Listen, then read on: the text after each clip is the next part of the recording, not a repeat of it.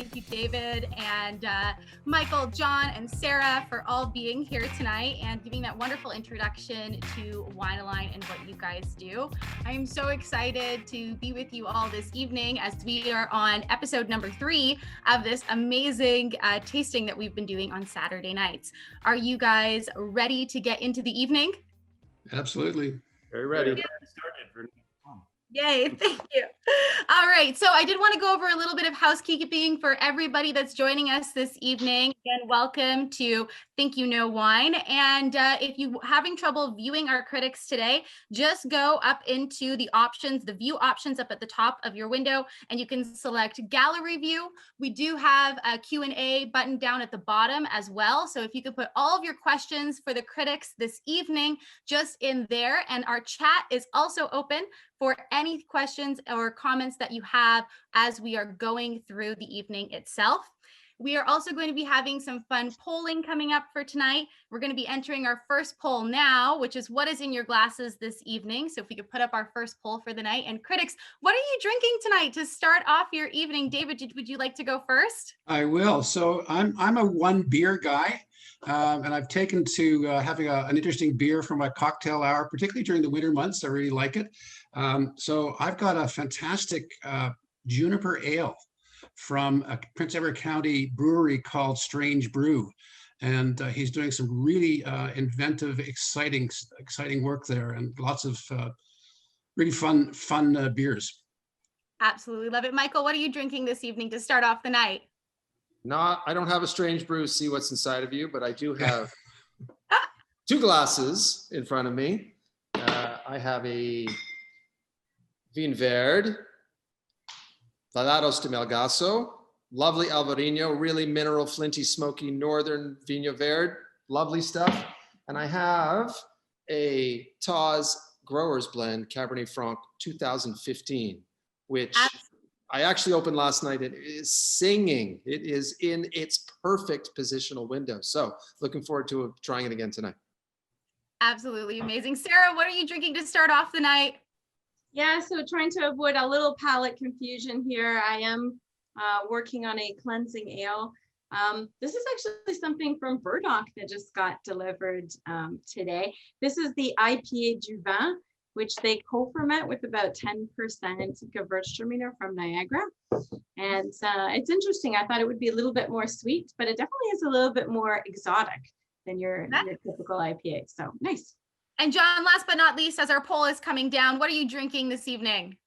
I'm working, Renee, because we're right in the middle of a fizz guide, the Wine-A-Line fizz guide, coming out in about a week or so. So we've been busy tasting away bubbles. I did about a case of Prosecco yesterday. Tonight I'm doing Benjamin Bridge, traditional method sparkling wine from the Gaspereau Valley.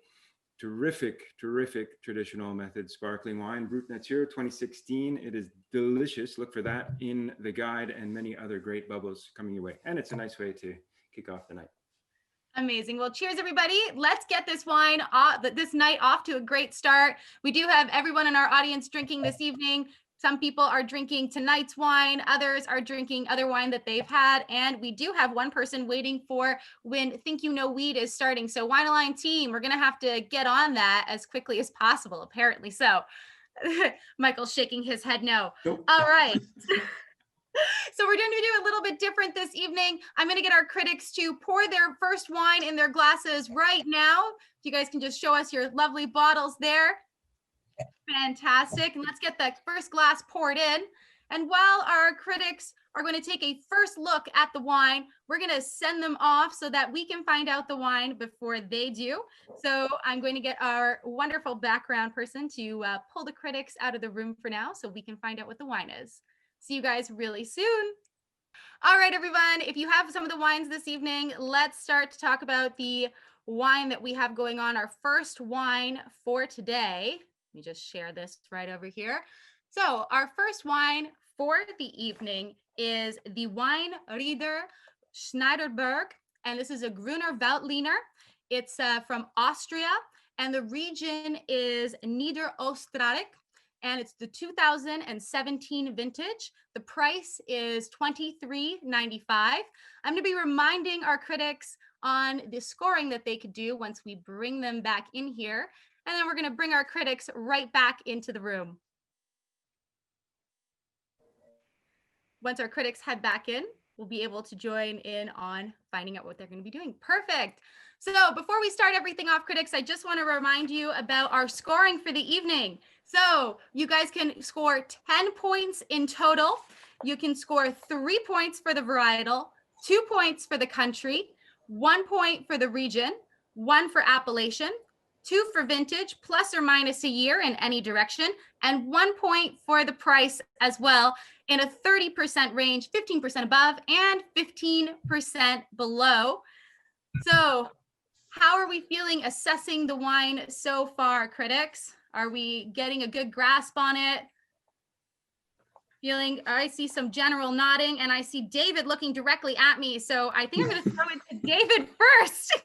You know the rules, David. If you look at me or nod too much, you are the first. That's right. Yeah, got to avoid it in the future. Okay, quite a lovely wine. It's mellow. It's creamy. It is actually a nice sort of winter style wine, the kind I'd go to. It's not one of these very sort of light, crisp, zingy, high acid wines, although the acid's very good in it. I really like the balance of it. Not highly aromatic. But fairly complex. You got to work a little harder to sort of pull the elements out of this wine. But overall, I really like the feel, the sort of slightly slippery texture, but nice acid in the background, and the alcohol's in check. And the length is very good. So it's not, I don't think it's a terribly expensive wine, but it's well done. Fantastic. Michael, what are your first thoughts on wine number one? So I'm pretty much with David on that. I like that creaminess that he's talking about, and it is not entirely aromatic, that's for sure. What I do notice about it is that it's not quite off dry, but I think there's a little bit of sugar in here. So that kind of, in terms of white wine and the texture that we're getting, woolliness, the bitters, it's kind of sending me into 1, 2, or 3 places in this world. So that a little bit of sugar kind of is quite telling. Well, I'm going to let you narrow that down while we get Sarah's thoughts on the first wine. Oh, I'll echo a lot of the comments that my colleagues have said. I do like that slight bit of viscosity. It isn't aromatic. It is slightly off dry. It does have texture, though. This is a really textural wine. And it does have everything from floral to peach and some nice stone fruit here to it. I'm actually looking towards the old world. I'm looking towards an appellation in France for this particular wine. So let's see if I'm right. Don't give too much away, Sarah. The critics are going to hear it. And John, last but not least, what do you think of wine number one as your first thoughts? Well, I completely disagree with my colleagues on this one. This is a round, creamy, unoaked white wine, textural more than aromatic. No, I think we're all singing the same tune here. I don't know if I agree on the residual sugar. There's certainly an impression of sweetness, but for me that comes from ripe fruit and fairly high alcohol. I'm getting a little bit of an alcohol burn here. I'm not 15%, but 14-ish, 13.5, 14. So I'm thinking warm vintage, warm climate, warm vintage, and also quite young. There are really no signs of age here. Driven mostly by lees. There's a very nutty, leesy component. Somebody stirred up some lees in a tank at some point in this wine's development. I love that you're able to pick out all of those amazing tasting notes. We are going to throw up our first poll for this round. If you guys want to bet on who do you think will get wine number one, will it be Sarah, David, Michael, or John? And well, now let's get into it while our critics have locked in their answers. David, I'm going to go back over to you. What is your thought? What do you think that wine number one is? Okay, so going in order from variety and down through the list. Yes. I'm going to go right off the bat with Chardonnay. I agree that it's probably unoaked or very, very lightly oaked in old barrels. I mean, oak is not much of a factor here, but there is sort of that leesy character. So some time on the lees, and it's given it a slightly oxidative note as well. So I think it's Chardonnay, even though there wasn't that obvious oak that many people look for in Chardonnay. I think the overall elegance and balance of the wine, even though it's a little softer, is taking me to France. I think it's got a very French texture, if there is such a thing. And that would logically take you into Burgundy, where Chardonnay reigns. But it's not one of these big, powerful Chardonnays from Meursault or Pouligny-Montrachet or anything like that. It's a softer wine from the south, from Macon, I believe. There are some single villages in there that I'm not sure I'm willing to name, but I will name one, Montigny, which is really well known for its Chardonnays. I agree with John. I think it's a warm vintage, so I'm going to go with 2018. And a good Macon like this, it's not an expensive wine. I'm going to go with $30. All right, perfect. Michael, what do you think wine number one is? Wow, that's a really good question. I know, right? Okay, so I have to make a decision between going with David and going with my original impression. And John kind of sent me back into David's direction with his thoughts. So I'm going to stick with my original impression regardless. So I think this is France, Loire Valley, Vouvray, Chenin Blanc, 2018, $27.95. All right. 2018. That was very concise, Michael. Thank you so very much. That was faster than I can check all this off. And we're going to move over to Sarah. Sarah, what do you think wine number one is? Michael, I think that's a really good guess, and David too. This is a tricky one because the aromatic character just isn't quite there. But I'm going to stick with my original impression with that. I was trying to decide between a Pinot Blanc and Pinot Gris, but I've decided on a Pinot Gris, and I think it's from Alsace, and I think it's from a more recent warm vintage. So it's either 2018 or 2019. I'm going to say 2018, just because the acids are even curbed and balanced a little bit more, and I do think that there is a lazy impression. So I will say Pinot Gris from Alsace, 2018. And the price on it is $24.95. Fantastic. All right. And last but not least, in round number one, John, what do you think that wine number one is? Well, what's left for me to say, Renee? It's already all been said. I got a couple of directions so much to say. I am going to go with my original thought straight off the bat. I think this is from France. I think this is Burgundy. I think this is Chardonnay. I think this is Southern Burgundy, specifically Macon Village, given the kind of depth. I don't think it's quite Puy-Fumé character rather, and there's no wood, as I mentioned, or very, very little wood. Warm vintage 2018. And for this, I would put down on the table $29.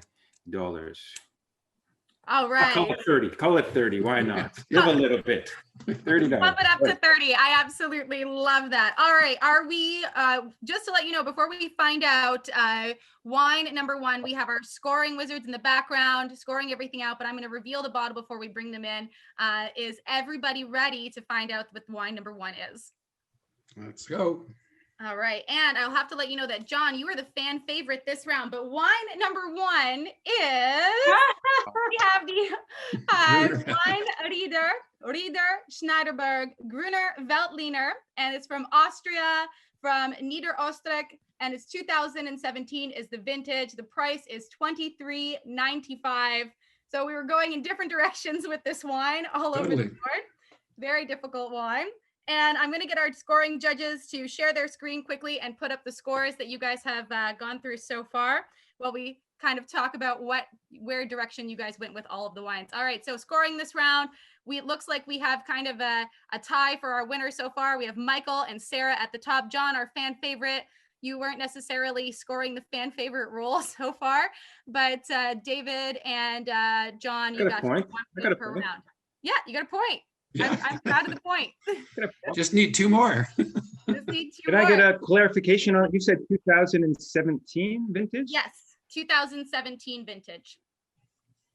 Because that's a pretty warm 2017, which wasn't a super hot year in, well, I don't know where that says Lower Austria, Niederösterreich. Does it give any more specific details? Does anyone have intel on where that comes from. Grüner makes sense. It's not an aromatic variety. And if it were grown on loose soil, just to throw some technicalities out there at you, it tends to give this pretty broad, rich, round, soft, creamy style. I would guess no wood or really large old barrels, certainly lots of lees contact. But for me, it lacked that kind of quintessential white pepper character that we often describe while tasting Grüner Veltliner. It was just a little bit riper. I would have guessed 2018. Well, I did guess 2018. You did guess 2018. You did.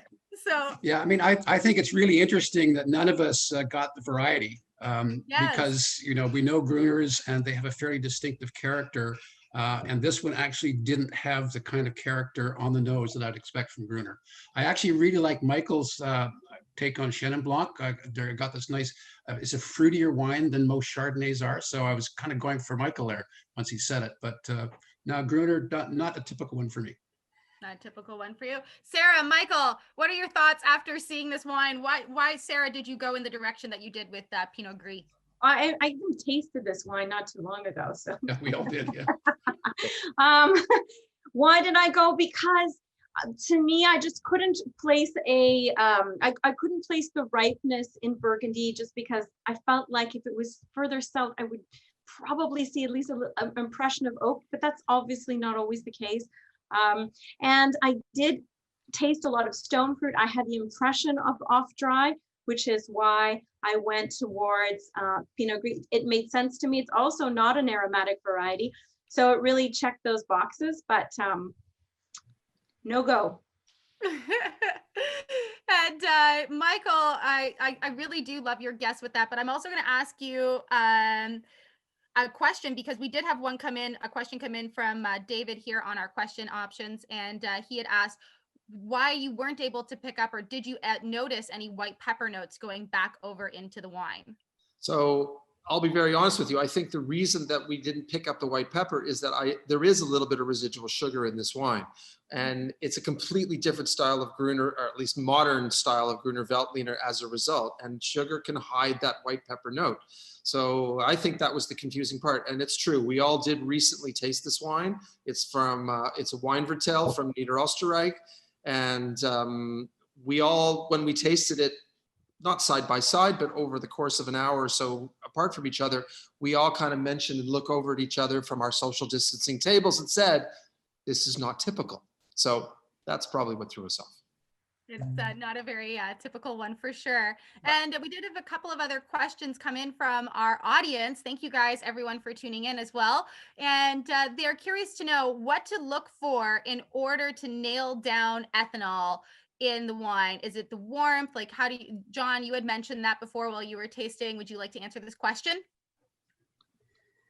Yeah, it's pretty much a tactile sensation and heat sensation, essentially. And if you want the extreme, have a shot of tequila and you know what that warming sensation feels like both on the palate, on the tongue, and then as it rolls down your throat. You'll get that in wine, of course, but in much less measure. Although you'd be surprised that there is quite a difference between 12% and 14% and 16%. It doesn't sound like a huge percentage difference, but the wines at 16 or 15 or 14 are going to be much warmer.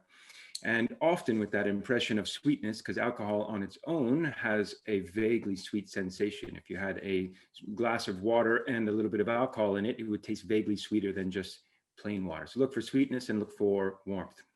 What was the alcohol in that wine again? You have it in front of you. Alcohol that we have on this wine, this is 13.5%. Yeah, so the average. Declared. That means it could be at least not 0.9% higher than that. Allegedly. Yeah. So 1% on either side, it can be legally. So I don't know what it is, probably close to 13. Right. And the last question that we've had that's come through is knowing how Grüner is, does this stand up against other Grüners found at the LCBO? That's a little bit difficult because this is a very interesting Grüner. Sarah, what do you think about that? Well, I think that it has a lot of mouthfeel and texture, which I was really impressed with. So yeah, I don't think it's as atypical. The thing is, I also feel like maybe this is the first one and I think I left it in the fridge too long. I think I pulled it out too late. So when you have a cooler wine, and I was just going back to look at my notes, it does really affect your appreciation of it. So if a wine is too cold, you're going to lose aromatic character. You won't necessarily lose maybe a little bit, but you know, as it warms up in my glass, and for those of you watching, you may want to try it again and maybe try to identify some of those Grüner characteristics, because I do think that they are coming out a little bit more in the glass. So this is a wine that maybe needs a little time, a little bit of air, not to be served too cold. Exactly. All right, so let's move over to wine number 2. Critics, are you ready to get into wine number 2? Got your fresh glasses going. Let's pour the wine into the glass. We are doing an all white wine tasting this evening, everyone. So definitely pulling the palate in a bunch of different directions. Thank you very much, everyone. Just get that to be poured in. And once our critics have their wine in the glasses, we're going to say goodbye to them for just a little moment. Send them off so that we can see what wine number 2 is before they do.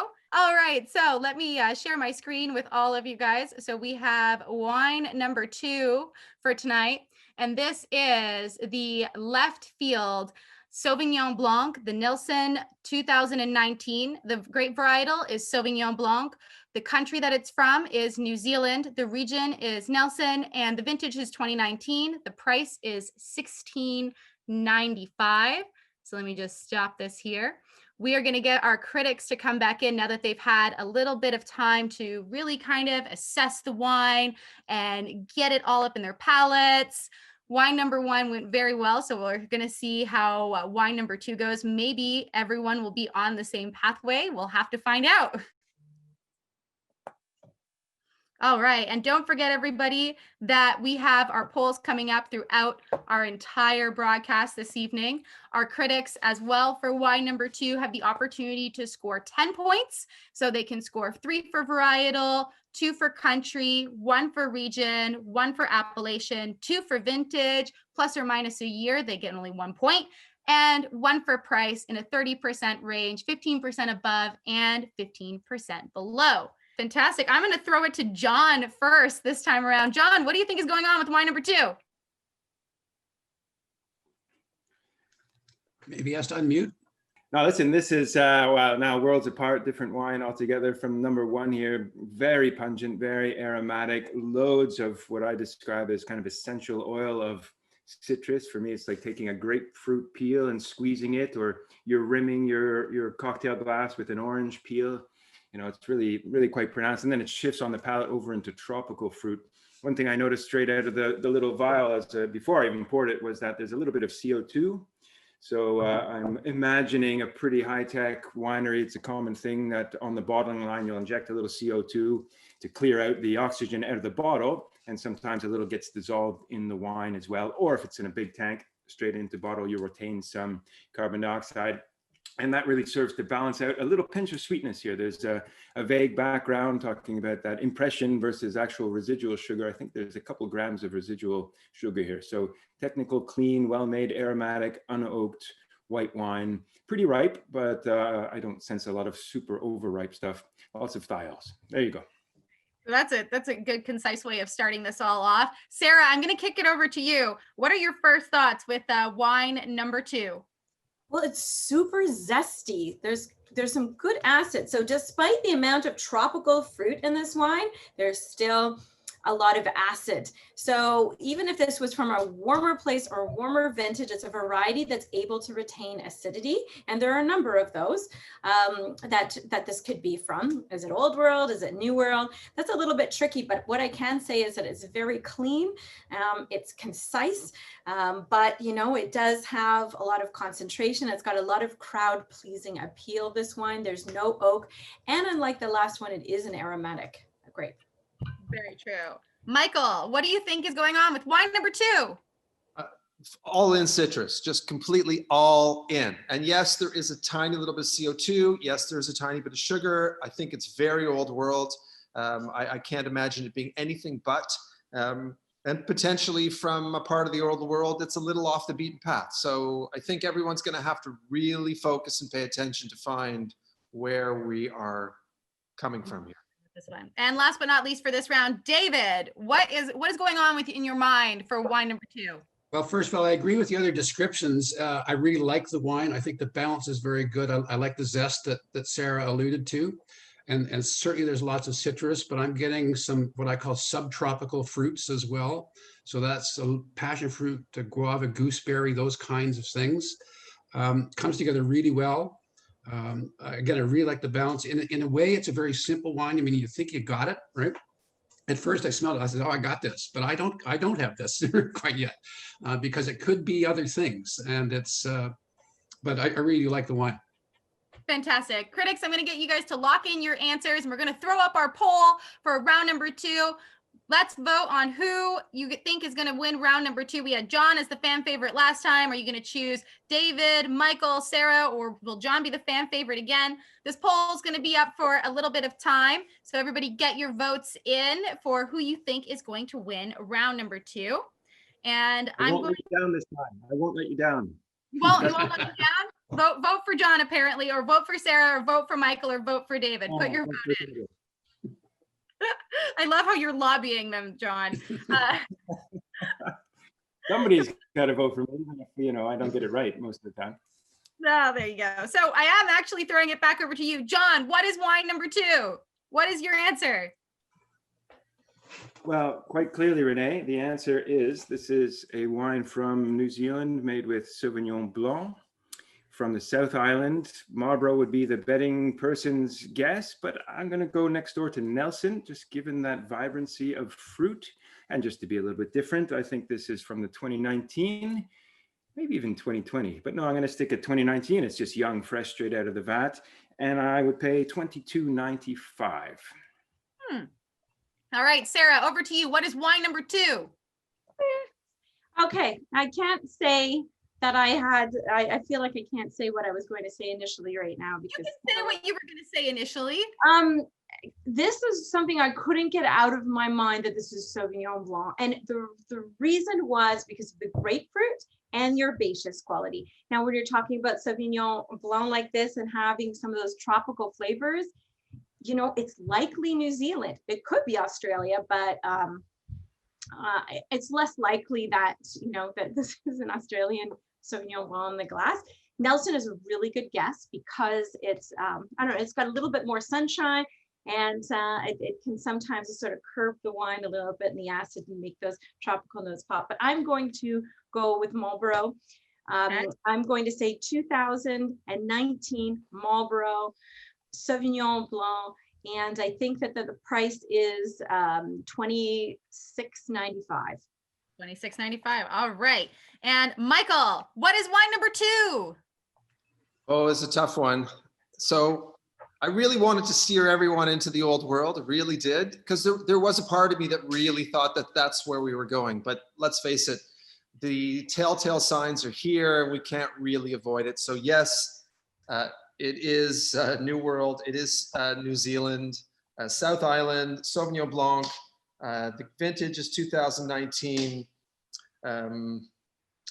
I don't think I'm going to go any more specific than Marlborough, and I'm going to say the cost is $21.95. All right. And last but certainly not least, David, are you on the same pathway as everyone else? Boringly, I'm afraid I am. Because again, as Michael said, that nose, which is so obvious, like in the first instance, it was Sauvignon Blanc. And because of that subtropical fruit that I mentioned, I immediately went to Marlborough or environs, and I'll come back to that. For a while, I thought it might be a Sancerre or an Upper Loire Sauvignon from a warm year that actually gave it a bit more ripeness and tropicality, but it was missing the minerality on the finish that I look for in those wines. So I went back to New Zealand, and there is Marlborough, but then there's Nelson, which John has gone to, and there's another cooler region on the other side, of the eastern side of Marlborough, called Awatere Valley. And I was toying with that, but Awatere usually has a much more herbaceous character, like fresh dill, that kind of thing. So I'm back over with John and Nelson just because of the acid. So 2019, and again, $22. All right. So are we ready to find out what wine number 2 is? Everybody ready? Drum roll, please, in the background of your minds.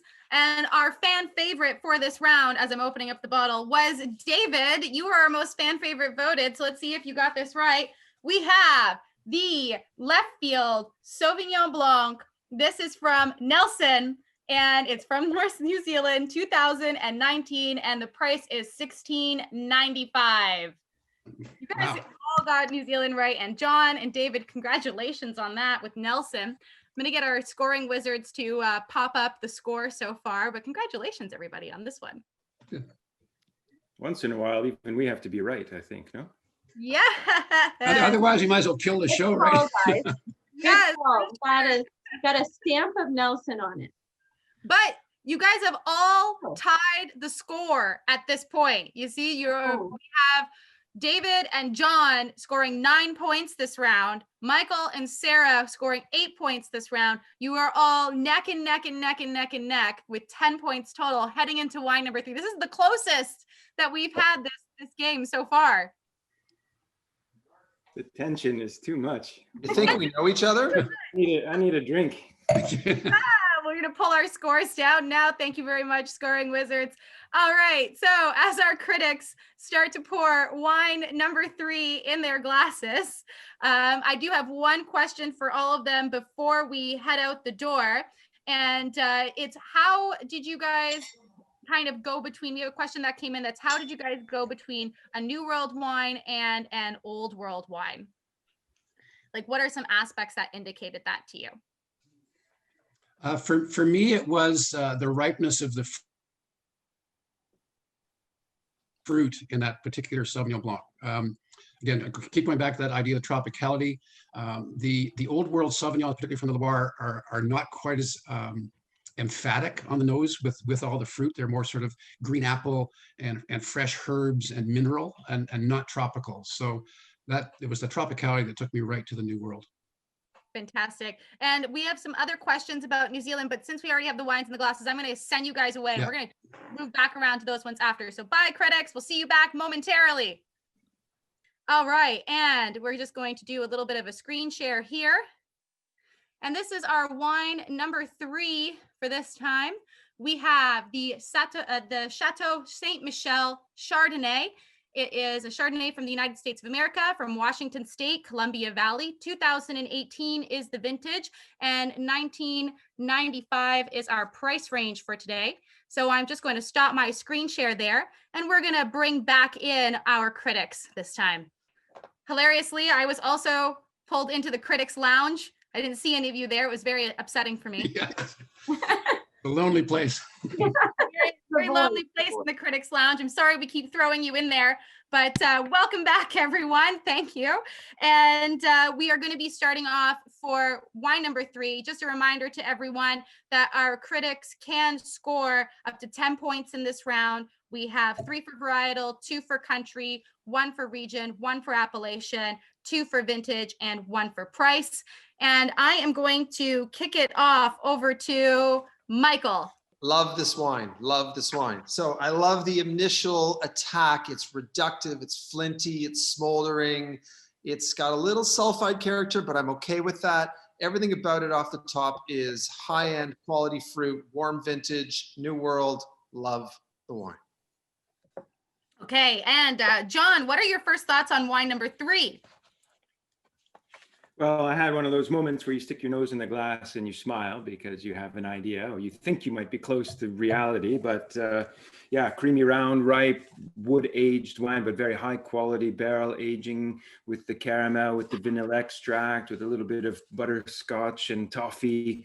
You know, it just smells expensive, or it smells like somebody put a lot of ambition and care into the wine. The palate is got this beautiful seamless texture, very, very creamy, very round, perfect use of lees, you know, just to fill out the mid palate, and shifts a little bit more tropical. So I'm tasting sunshine in the glass. This for me is warm climate, high quality, barrel aged wine of a certain variety.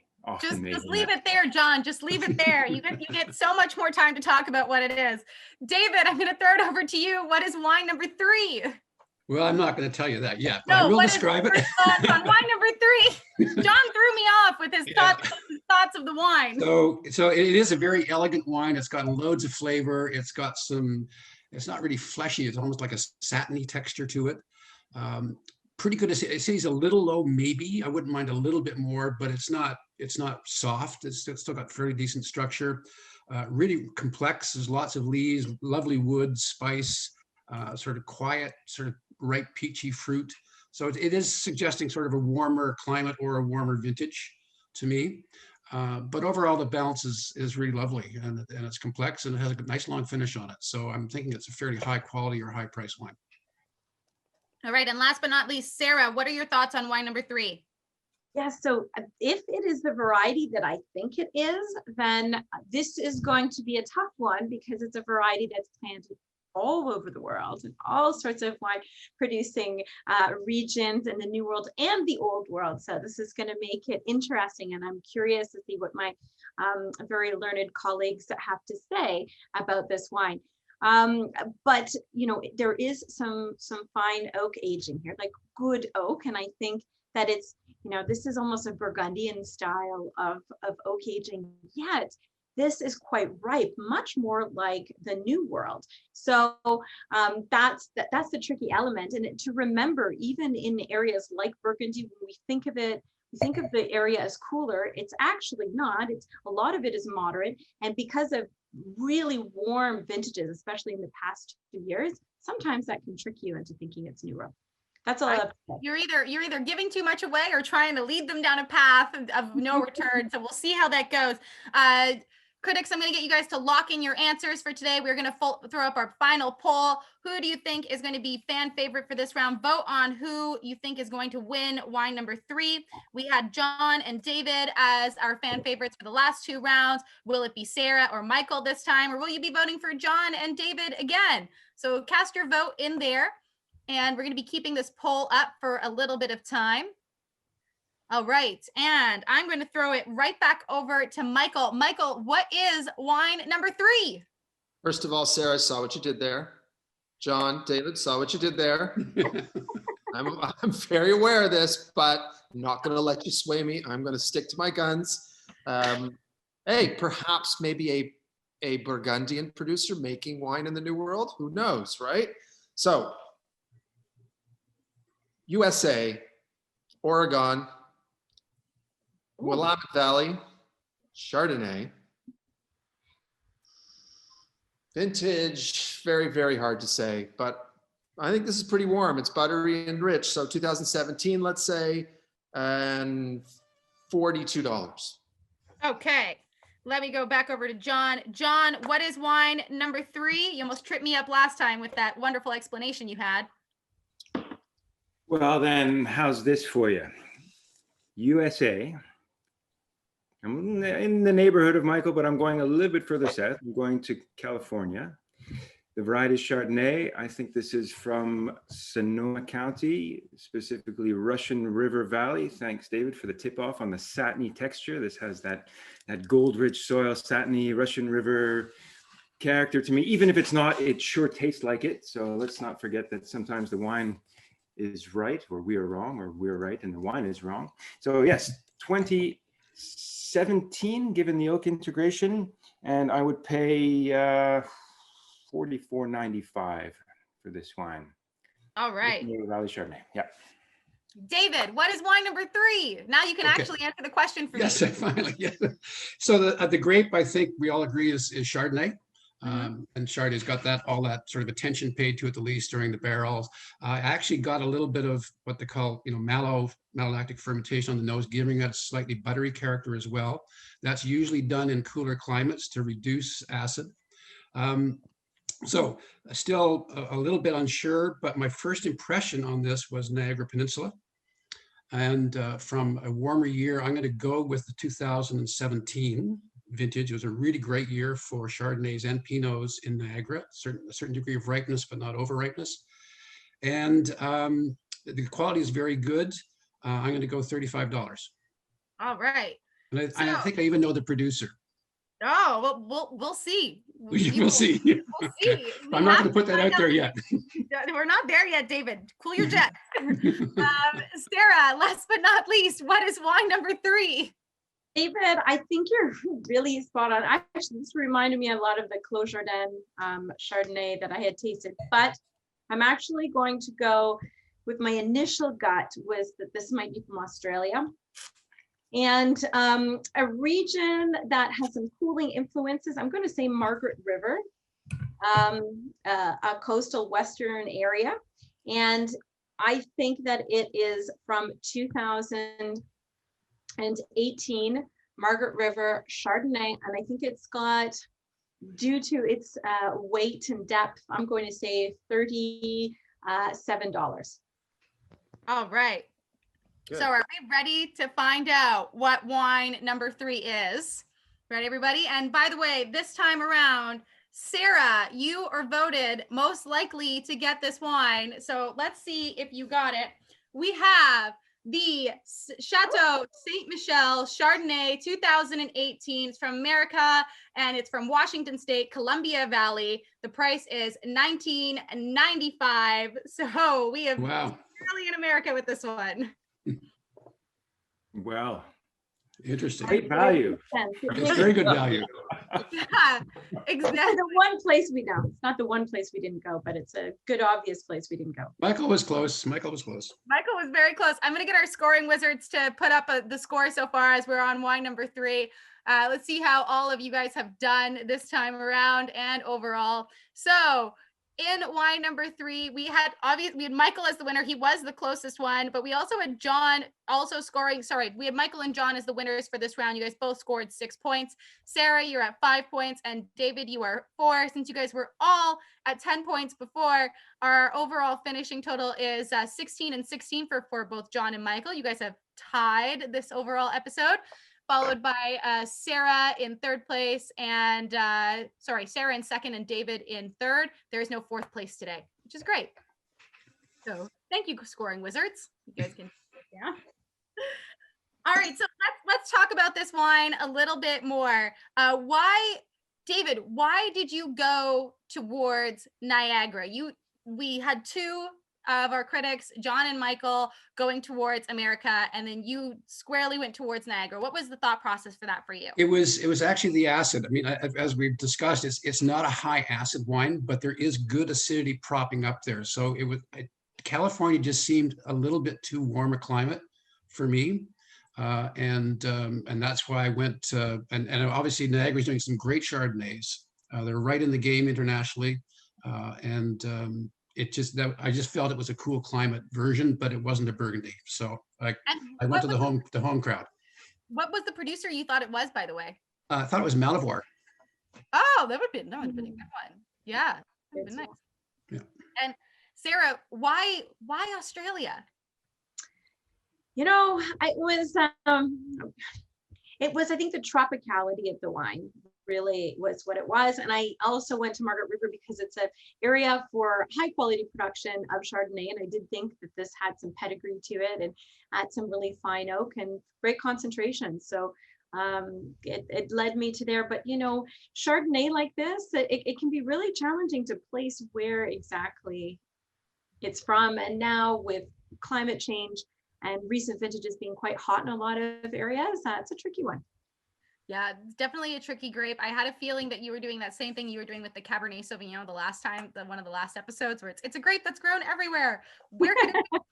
I had it coming through. And we did have a question from our audience, which I'm going to throw to either Michael or John, which is, there is more subtly an oak characteristic than most U.S. Chardonnay. Is this typical of Washington? So out of the two of you, who would like to answer that? I'll take a stab at that. Sorry, the question was, this is more subtle than many? Yes. Yeah, they said that they find this more subtle. Yeah, and I agree 100%. And in fact, I'm surprised. I mean, I've been tasting Chateau Saint Michel forever. And back in the day, these were really quite heavily wooded wines. This seems to be a lot more pulled back, a lot more subtle, a lot better integrated. And I'm quite frankly, really shocked and happily surprised that they have gone in that direction, because there's a lot more fruit here. The texture is seamless. And, we're obviously all in much higher price points. So kudos to Saint Michel for putting out this quality at that price, $20. That's but it's a difficult wine to pick out the place. As Sarah said, it does grow all over the world, and techniques are similar. But for me, the texture is really quite telling. I mentioned the soils of Russian River, or some of the soils that give this satiny texture. In Washington State, in the Columbia Valley, there's a lot of windblown, loose soil as well that lends this kind of soft, satiny, creamy texture as well. So I think it's a wine of place, although difficult to pinpoint exactly, but really well dialed on the wood. Yeah, really happy to see that.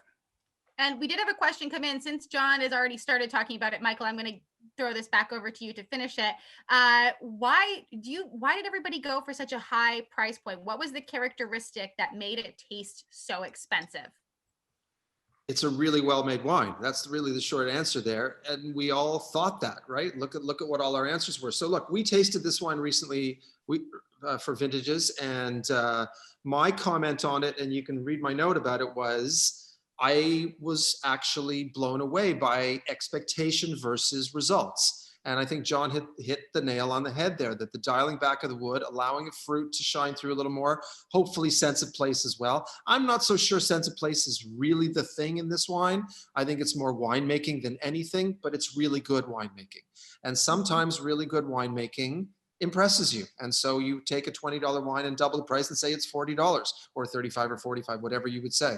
So for me, there was a Pacific Northwest feel about this, but there was also a Burgundian feel, which David alluded to, which is why I made that comment about Burgundian winemaker making wines in the New World. And there are a few of them. So look, again, kudos to this operation for producing a wine that has some hallmark calling card moments that say to you, this is pretty good. Okay. Yeah. We're all impressed. Right? We're all impressed. I do want to jump back over before we end our broadcast for the evening to our New Zealand Sauvignon Blanc. We had such a unanimous finish on that wine that going to wine number 3, I think, was all commonplace for all of us. But we did have a couple of questions come through, and one of which for the New Zealand, so hopefully you guys still have it in your glasses, is, and I'm going to throw this over to David, which is, can you describe tropical fruit? We have someone named Lori asking for her friend. Okay. What tropical fruit is. Well, so tropical fruit would be an overall sort of generic fruit description for fruits that grow in the tropics, right? Which are not fruits that grow in Ontario. So for a lot of people, they're not as familiar as apple, peaches, pears, and plums, which is what we grow here. So, I mean, pineapple is tropical, banana is tropical, guava, all those kinds of things. And those fruit aromas are very, very common in grapes that grow in tropical or warmer regions. And it's very scientific based. It's the same kind of enzymes growing in the various fruits in the tropics that you find in grapes growing in the tropics. And so the aromatic compounds are the same. I love that. It's amazing. And I'll also, while we are on the topic, both you and John said Nelson, as the region of Sauvignon Blanc, have a distinct character. Do they have a distinct characteristic versus other regions like Marlborough? We have this question come in from Marvin. So I don't know if you or John want to answer that one. Want to take that one? John? What you didn't see behind the scenes when I was in the room is I took a coin and I flipped it and it landed on Nelson.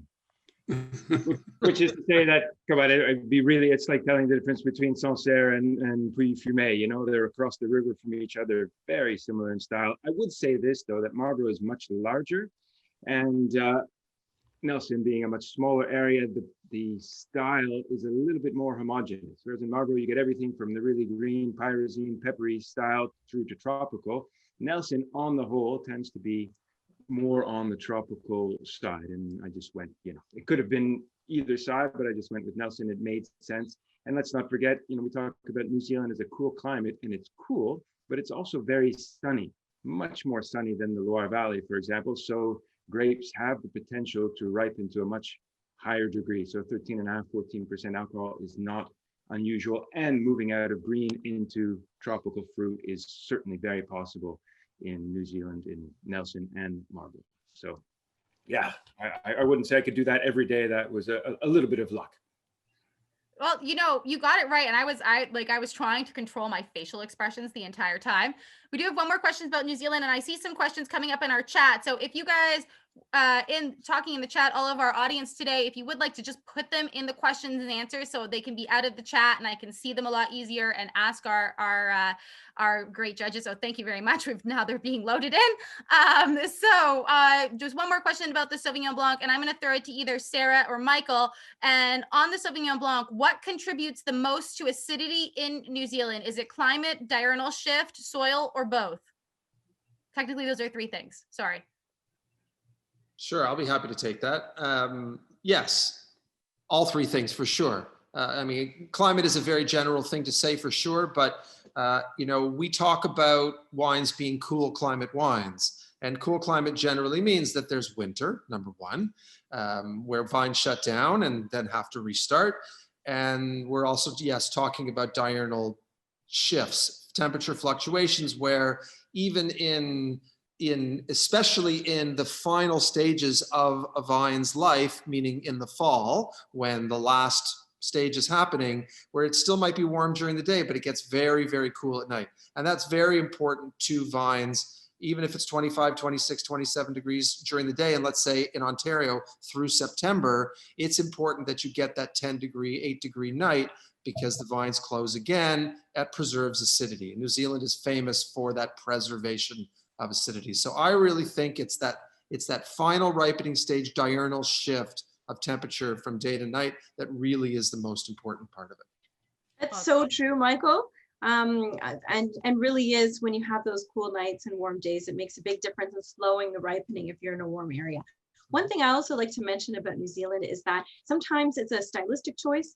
In Marlborough, they're not only producing one style of Sauvignon Blanc, they are making other styles, and some that are less tense and acidic. So harvest date can make a difference, but also barrel aging of a wine, so making it in a more oxidized style, can affect the that impression of freshness in a wine. So there are winemaking choices that could potentially affect that as well. It's very many factors involved, especially when it comes to New Zealand Sauvignon Blanc and the style that we all know them for, and the other styles that could possibly be there. I did want to say that they have one more question coming.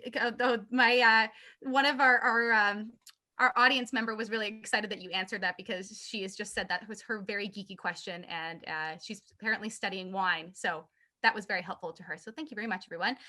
We did have a question come in. These are just like chill questions right now.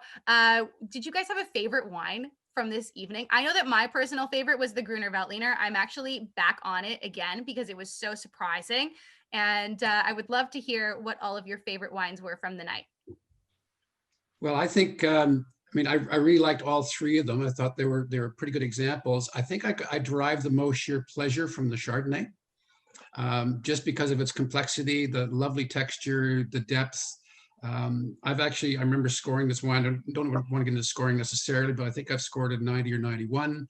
And for a 1995 wine, that's a good score. So technically, it's very good, and just sensually, it's quite lovely.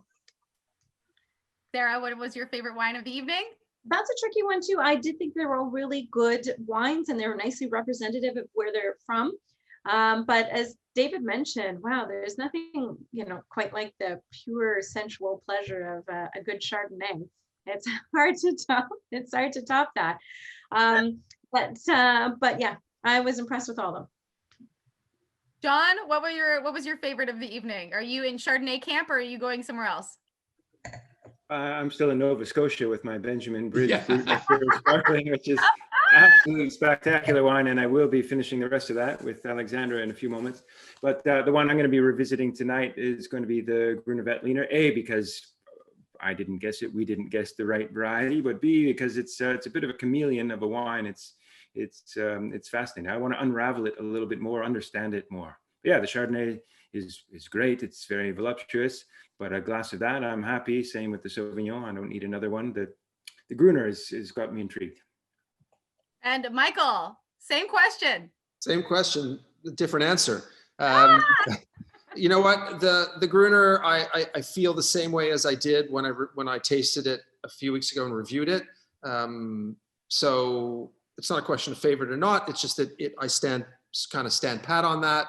The Sauvignon Blanc as well, I liked it more than the previous vintage, scored it higher. So lots of kudos to the development there. And as far as the Chardonnay goes, sometimes as critics, we revisit wines and we either redo our notes or we amend our notes or we add to our notes. And I really believe this is one of those that I'm going to have to do something with because it showed me something it didn't show me before. And I'm really impressed by that. But along with John, I'm going to really revisit this Taz Cabernet Franc again and again because that one's really impressing me these days. Okay. Who knows? Maybe we'll have one of those on Think You Know Wine, maybe our next episode. Who knows? We'll never tell you guys and you'll never be able to find out, but we'll have to see. I did want to ask one more question before we sign off for the evening. And that is, what are the characteristics of a good winter white? Question. Well, I think they've got to have, we're looking for comfort in winter. We're looking for warmth, sort of softness, richness. So a really good Chardonnay actually fills that bill. Like in the spring and summer, we want something zesty, thirst quenching, really sort of energetic and alive. I think we're looking for calm, cool, collected, and comfortable in the wintertime. Absolutely love that. Sarah. Yeah, agree. Chardonnay is wonderful. Viognier is another variety that gives you the viscosity of Chardonnay, but a little bit more exotic. So that might be quite comforting. But also we serve, like a lot of people tend to host, not this year so much. So you're eating all the cheese on your own, but have these nice cheese platters.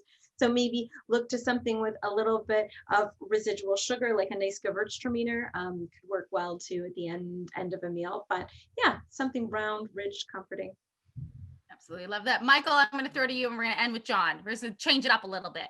So I like the fact that David said calm, cool, collected, comforting. I foresee, right?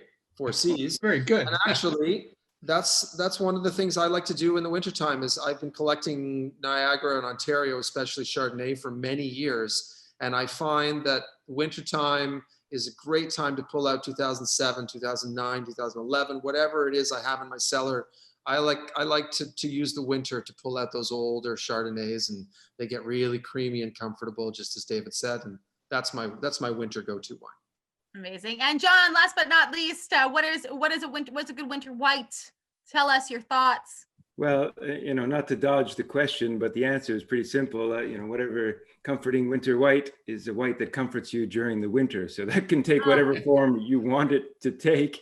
So it really depends on what you're looking for. But yes, obviously it's a little cooler outside. We can handle a little bit, or we need a little bit more warmth, something a little bit more languid, something a little more broad and gentle on the palate, something you'd want to curl up with by the fire. Might fit the bill. But you know what? I drink champagne in the middle of winter too, which is pretty high acid and lean. So voilà, la différence. I don't know. I agree. And I wanted to say goodbye to you guys fully this evening, since our introduction kind of went a little bit wonky today. But I wanted to thank all of the critics, Sarah D'Amato, David Lawrason, John Szabo, and Michael Godel for joining me this evening. It has been so much fun to be on Think You Know Wine with all of you guys. And if you didn't catch my name before, I'm Renée Sferrazza, and known as Wine by Renée online. Our next episode is going to be on January 12th.